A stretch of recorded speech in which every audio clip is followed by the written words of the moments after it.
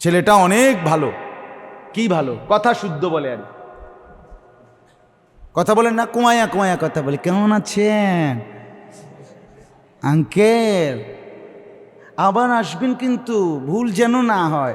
দেখছো কি ভালো ছেলে। ওরা খারাইয়া মুতে,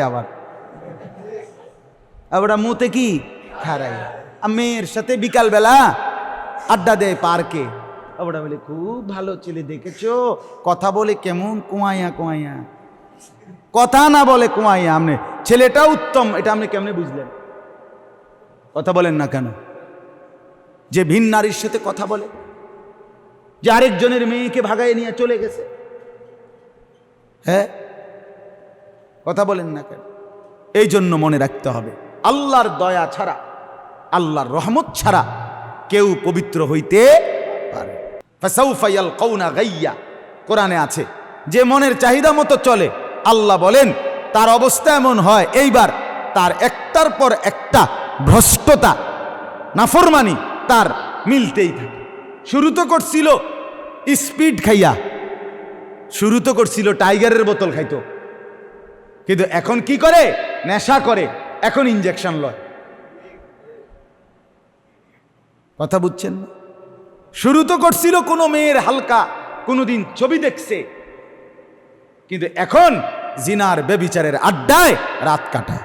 যদি মুসলমান বুঝত, যদি যুবকরা বুঝত, যদি মারা বুঝতেন, যদি বোনেরা বুঝত, যদি মুসলমান বুঝত, শুধু এক বুঝছে দুনিয়া, দুনিয়াই বুঝল, শুধু দুনিয়াই বুঝল।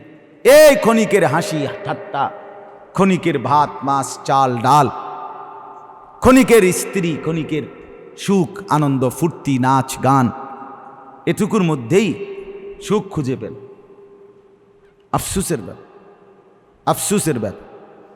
এজন্য আল্লাহ তাআলা বলেন লা তাত্তাবিউ খুতুওয়াতিশ শাইতান। এই যে এইমাত্র বলছি, হয় কিছু করতে বলছে, নয় কিছু ছাড়তে বলছে। প্রত্যেকটার বৈশিষ্ট্য এটা।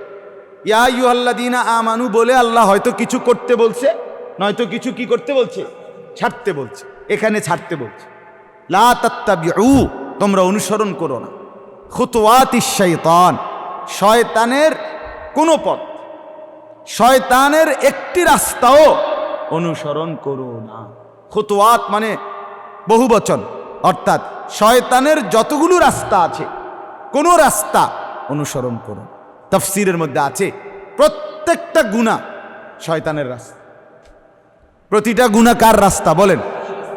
শয়তান। আমি প্রায় বলি যে, অনেক সময় রসিকতা করে বলি যে আপনারা শয়তান দেখছেন? ইবলিস আপনারা দেখছেন কেউ? কথা কোন এনে যারা বসছেন দেখছেন কেউ? আমি দেখছি, আমি অনেকবার দেখছি, প্রায় দেখি, নিয়মিত দেখি। ইবলিস শয়তান অহরহ দেখি। কারণ কি? কারণ হলো আল্লাহ তাআলা কোরআনুল কারীমে বারবার বলছেন শয়তান নিশ্চয়ই মানুষের প্রকাশ্য শত্রু।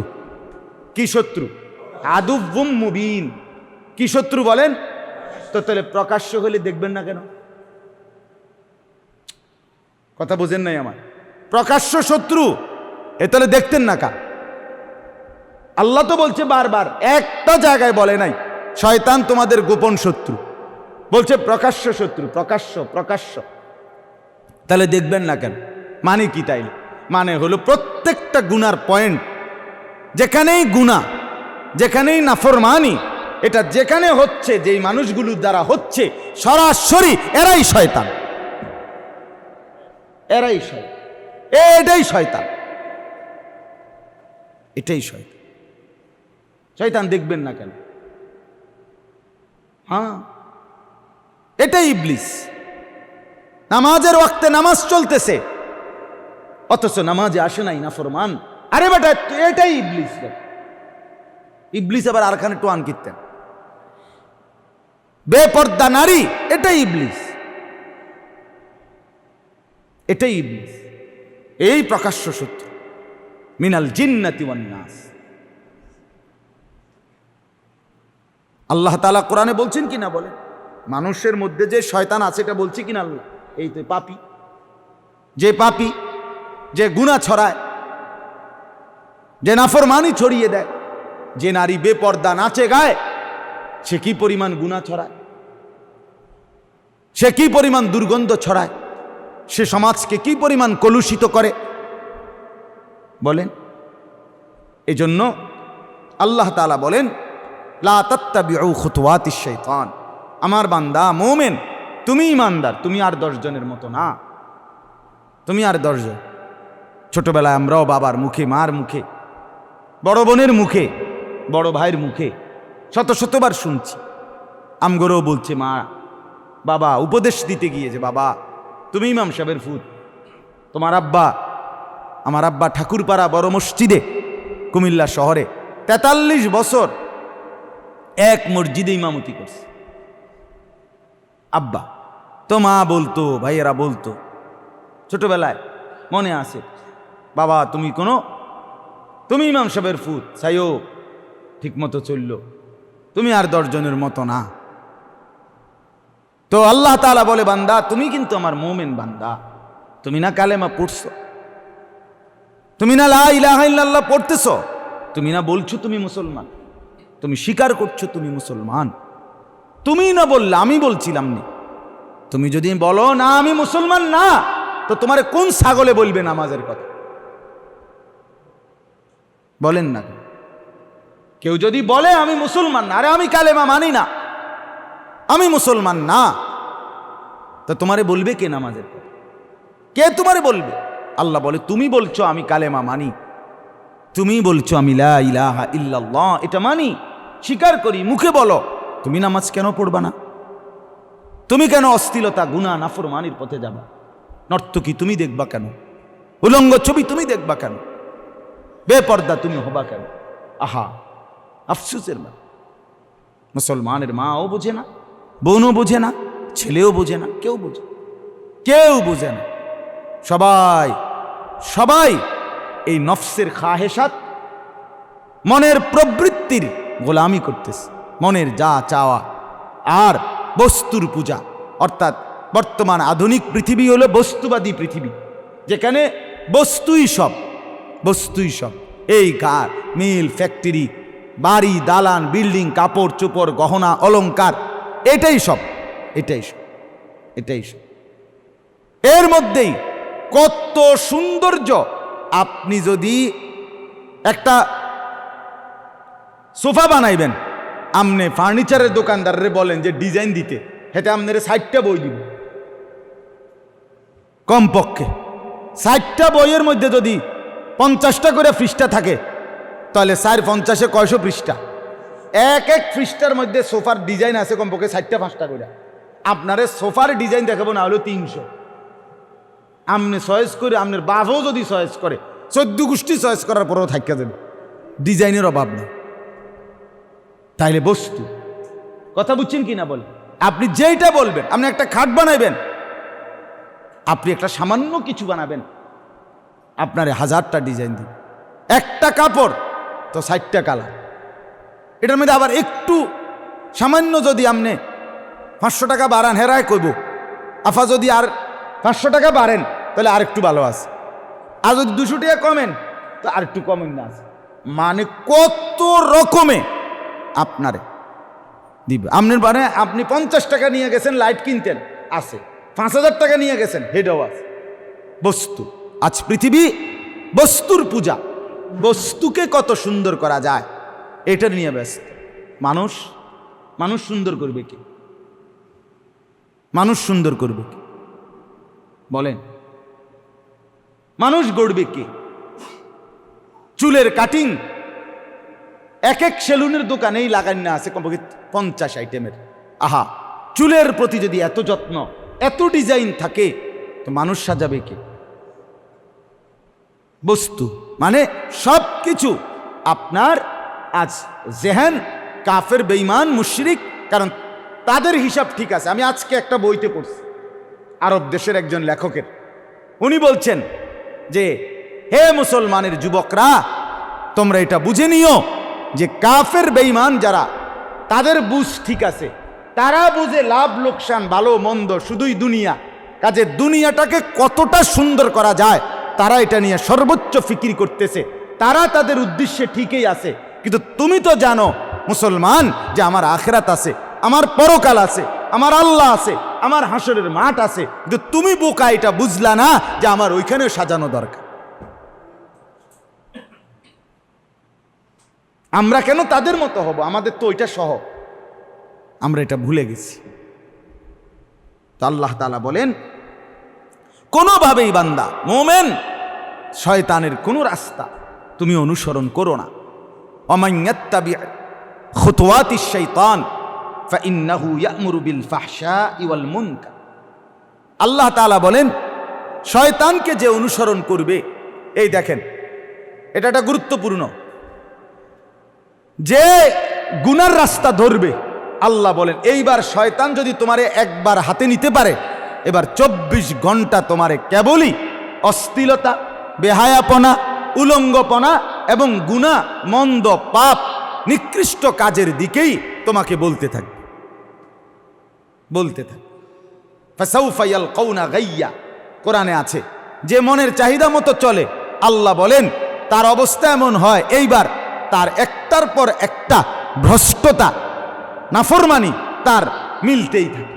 শুরু তো করছিল স্পিড খাইয়া, শুরু তো করছিল টাইগারের বোতল খাইতো, কিন্তু এখন কি করে? নেশা করে, এখন ইনজেকশন লয়। কথা বুঝছেন না?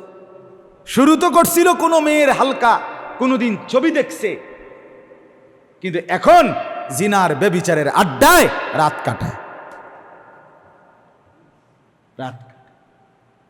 হ্যাঁ, ফাসাউফা ইয়ালকাউনা গাইয়া। আল্লাহ বলেন মনের চাহিদা মতো যে চলে, একবার যে নিজেকে ছেড়ে দেয় নফসের হাতে, শয়তানের হাতে, শয়তান তাকে টেনে নিয়ে একটার পর একটা ইয়া'মুরু বিল ফাহশাই ওয়াল মুনকার। নজরুল ওই মোহাম্মদের একটা বালিশ দাও তো, অথবা এমনি লম্বালম্বি শুয়ে লাও, তার একটা ছবি উঠাইবে তোমরা এই ঘুম অবস্থায়, বসির কৌগুল, বা তোমরা রমজান একটা ছবি উঠাবে, এটা ফেসবুকে দিবা যে ও আজ শ্রোতা এইভাবে ঘুমায়। চলুন তো, শয়তান তাকে মন্দ কাজের আদেশ দিতে থাকে, আর সে ধরে রাখতে পারে না নিজেকে। আজীব একটা হাদিস শোনেন, তাহলে আপনি বুঝবেন। নামাজের মধ্যে আমরা যে নামাজ পড়ি, আমাদের এই চোখের দৃষ্টি, এই চোখের দৃষ্টির নিয়ম হইল 5 জায়গায় থাকবে মোট নামাজের মধ্যে। কয় জায়গায়? 1, দাঁড়ানো অবস্থায় সেজদার দিকে। 2, রুকু অবস্থায় 2 পায়ের মাঝে। 3, সেজদা অবস্থায় নাকের দিকে। 4, বসা অবস্থায় 2 রানের মাঝে, মানে কোলের দিকে। তাহলে দাঁড়ানো অবস্থায় কোন দিকে? সেজদার দিকে। রুকু অবস্থায় কোন দিকে? 2 পায়ের নিচে মাঝখানে। সেজদা অবস্থায় কোন দিকে? বসা অবস্থায় কোন দিকে? 2, মানে কোলে, সোজা কথা কোলের দিকে। আর 2 সালাম ফিরানোর অবস্থায় 2 কাঁধের উপরে। বুঝছেন না? কাঁধের দিকেও না, ডাইরেক্ট কাঁধের উপরে। এই কয়টা হলো নজর? 5টা। তো হাদিসের মধ্যে আছে বান্দা যখন নামাজে দাঁড়ায় আর নজর ঠিক করে, প্রথম আল্লাহ তাআলা পুরা নজর বান্দার দিকে দেয়। খোদার কসম, এটা হাদিস। বান্দা যখন নজর সরিয়ে ফেলে, মানে যেখানে থাকার কথা এখান থেকে যখন নজর নড়ে ফেলে, সাথে সাথে হাদিসে রাসূল বলে ইন্নামা হুয়া ইখতিলাসুন ইয়াখতালিসুহু শাইতানু মিন সালাতিল আবদ। ইবলিস, শয়তান সাথে সাথে তার নামাজটাকে আল্লাহ থেকে ছিনাইয়া নিয়া নিজের দিকে টেনে নিয়েছে। এইবার আর সে নামাজের মধ্যে মন ধরে রাখতে পারে, সব ছদরবদ্ধ রয়েছে, হাজারো কিছু মনে পড়ে। এই জন্য নজর আবার ঠিক রাখবেন, আবার ইনশাআল্লাহ আল্লাহর নজর ফিরে আসবে। মানে নজর ঘুরে আনতে হইবে। আমার এখন দাঁড়ানো, আমার মনে কিরে হারামি চিন্তা আইলো, কা ফালতু চিন্তা আইলো, বুঝা গেছে আমার কি সরে গেছে, নজর সরে গেছে। আবার নজর জায়গা টানেন, যেখানে যে অবস্থা আপনার নামাজ আবার কি হয়ে যাবে, ঠিক হবে, খুশুওয়ালা হবে। নামাজ খুশু খুজুওয়ালা হওয়ার জন্য নজর ঠিক রাখা আর হাতের ধরা ঠিক রাখা এটা জরুরি। হাত ধরার ক্ষেত্রে ঠিক রাখা, এভাবে নিয়ত বাঁধার সময় এখানে ধরা, রুকুর সময় দুই হাঁটুর উপরে ছড়িয়ে শক্ত করে ধরা, সেজদার সময় আপনার দুই হাত মিলাইয়া একদম মিলাইয়া রাখা, আর বাকি অবস্থা স্বাভাবিকভাবে কি রাখা, হাত রাখা। এই চারটা। হাতের ধরা কয়টা? চারটা। নজর কয়টা? এই 9টা যে ঠিক করে নামাজে বাহ্যিকভাবে, তার নামাজ খুশুওয়ালা হয়, মজাওয়ালা হয়। এই নামাজ তাকে গুনাহ থেকে বাঁচায়, এই নামাজ তার জিন্দেগি সুন্দর করে দেয়। হ্যাঁ, নামাজ সুন্দর করতে হয়।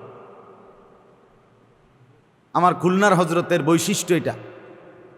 বাংলাদেশের একজন বড় বুজুর্গ আরিফ বিল্লাহ হজরত মাওলানা মুফতি নুরুল আমিন সাহেব হজরত বলেন যে নামাজ সুন্দর করা অনেক বড় গুণ। ওনার ফিকির এটা, নামাজ সুন্দর করবে মন। নামাজের মধ্যে যার নজর ঠিক, নামাজের বাহিরেও তার নজর ঠিক। নামাজে যে চোখ ঠিক মতো রাখতে পারে, আল্লাহ তাআলা এর বরকতে বাহিরে ভিন নারী থেকে তার নজর হেফাজত করার তৌফিক। হ্যাঁ, এই জন্য খেয়াল রাখা। তাইলে ومن يتبع خطوات الشيطان فإنه يأمر بالفحشاء والمنكر। রব্বুল আলামিন বলে, যে শয়তানকে অনুসরণ করবে, গুনার রাস্তা ধরবে, একটা গুনাহ শুরু করে দিলে সাথে সাথে শয়তান তোমাকে টেনে নিবে, কোলে করে আদর করে এবার একটার পর একটা অশ্লীলতার গুনার মধ্যে লাগিয়ে দিবে। মদ খাও, জুয়া খেলো, নারীর পেছনে চলো, গান, রাসূল সাল্লাল্লাহু আলাইহি ওয়াসাল্লাম বলছে গান, কোনো ব্যক্তি যখন গান শুনে, তো কোনো জায়গায় পানি পড়লে, বৃষ্টির পানি পড়লে যেমন নতুন চারা, নতুন গাছ জন্ম নেয়, রাসূল বলেন গান ঠিক এরকম ভাবে জিনা আর ব্যভিচারকে এভাবে উৎসাহিত করে। আল গিনা ইউমবিতুজ জিনা, জিনা তৈরি করে, আসক্ত হয় সে নারীর উপর। পৃথিবীর সব গান কাকে কেন্দ্র করে? নারীকে। তুমি চাঁদের মতো, তুমি রোদের মতো, তুমি সূর্যের মতো, তুমি কাঠের মতো, তুমি ওয়ালের মতো, তুমি প্লাস্টিক, তুমি রাবার, তুমি ইলাস্টিক, তুমি হাফ প্যান্ট, তুমি ফুল প্যান্ট, তুমি মারুয়া প্যান্ট, সব তুমি। সে আর কিছু নাই, সব তুমি। হ্যাঁ, নারীকে কেন্দ্র করে। গানের মূল উপাদান কাকে কেন্দ্র করে? নারীকে, গানের। হ্যাঁ, এই জন্য গান জিনার ব্যভিচারের দিকে ধাবিত করে। পৃথিবীর আধুনিক যেই গান, গানের মিউজিক, গানের শব্দ আর গানের মিউজিক, এই মিউজিকের উপরে উন্নত বিশ্বে সর্বোচ্চ কাজ হয়। যেই কাজের মধ্যে মিউজিক, এমন মিউজিক আছে যেই মিউজিক অবচেতনভাবে এটা বাজলেই নিজের ভিতরে নাস্তিকতা এবং শয়তানের প্রতি আগ্রহ অটোমেটিকলি হৃদয়ের মধ্যে ঝংকারের মতো বাজে এবং হৃদয় সেদিকে ধাবিত হয়। এটা মিউজিকের আলাদা কি আছে, বিষয় আছে। হ্যাঁ, কত আইটেমের গান, প্রতিটা সময়ের প্রয়োজনে আধুনিকতা। তারা যখনই দেখে এক ধরনের গান তেমন আর চলে না, তার সাথে সাথে বিকল্প ধারার নতুন গান বের করে। বুঝছেন না কথা? হ্যাঁ, এই আপনার যত গানের, কত আইটেমের গানের আলাদা আলাদা নাম আছে। চলেন তো, ওমান ইয়াত্তাবি খুতুওয়াতিশ শাইতান ফাইন্নাহু ইয়া'মুরু বিল ফাহশাই ওয়াল মুনকার। যে শয়তানের অনুসরণ করে, একবার পা দেয়, তওবা যদি না করে, ফিরে যদি না আসে কষ্ট করে, তো শয়তান তাকে বুকে নিয়ে নেয়, আদর করে এবার তাকে গুনার রাজ্যে ঢুকায় দেয়, গুনার রাজ্যে ডুবায় দেয়। আল্লাহ আমাদেরকে মাফ করে দেন। এরপরে আল্লাহ বলেন, ওয়ালাউলা ফাদলুল্লাহি আলাইকুম ওয়া রাহমাতুহু মা যাকা মিনকুম মিন আহাদিন আবাদা। এবার আসেন কথার উপসংহার। আল্লাহ বলে, বান্দা তুমি যদি আমার কাছে না থাকো, আমার ইবাদতে না লেগে থাকো, তা আমার দয়া আসবে কোত্থেকে? আমার রহমত আসবে কোত্থেকে তোমার উপর?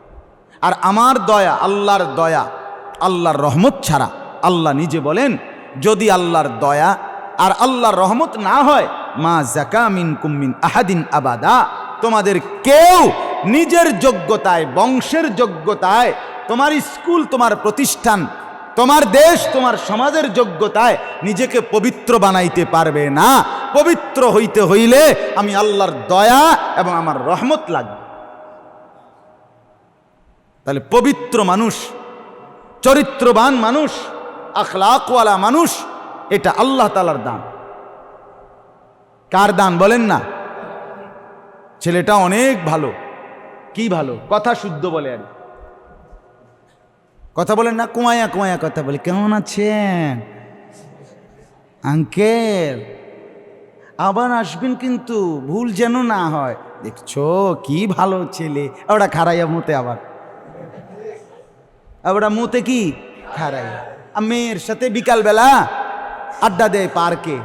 ওটা বলে খুব ভালো ছেলে, দেখেছো কথা বলে কেমন কুমাইয়া কুমাইয়া, কথা না বলে কুমাইয়া। আপনি ছেলেটা উত্তম, এটা আপনি কেমনে বুঝলেন?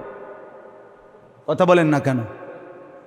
যে ভিন নারীর সাথে কথা বলে, যে আরেকজনের মেয়েকে ভাগায় নিয়ে চলে গেছে, হ্যাঁ, কথা বলেন না কেন? এই জন্য মনে রাখতে হবে, আল্লাহর দয়া ছাড়া, আল্লাহর রহমত ছাড়া কেউ পবিত্র হইতে পারে। আল্লাহ বলছে, ওয়ালাকিন্নাল্লাহা ইউযাক্কি মান ইয়াশা, বরং আল্লাহই কেবল যাকে চান তাকে পবিত্র বানান। তাহলে পবিত্র বানায় কে? বলেন, পবিত্র বানায় কে? এই শেষ কথা হইল, আল্লাহু সামিউন আলিম। আল্লাহ বলে, অতএব তুমি যদি নিজেকে চরিত্রবান, তুমি যদি জান্নাতওয়ালা, নিজেকে সুন্দর, নিজেকে বরকতওয়ালা, পবিত্র বানাইতে চাও, তো সেটা বানাবে আল্লাহ। অতএব তুমি আল্লাহর কাছে দোয়া করো, আল্লাহর হুকুম মানো, আল্লাহর অনুগত থাকো, তাইলেই আল্লাহর দয়া হবে, তাইলেই আল্লাহর রহমত হবে, তোমারে আল্লাহ পবিত্র করবে। আর তুমি আল্লাহর কাছে চাইতে থাকো, আল্লাহ সব শুনতেও পায়, আল্লাহ সব জানে।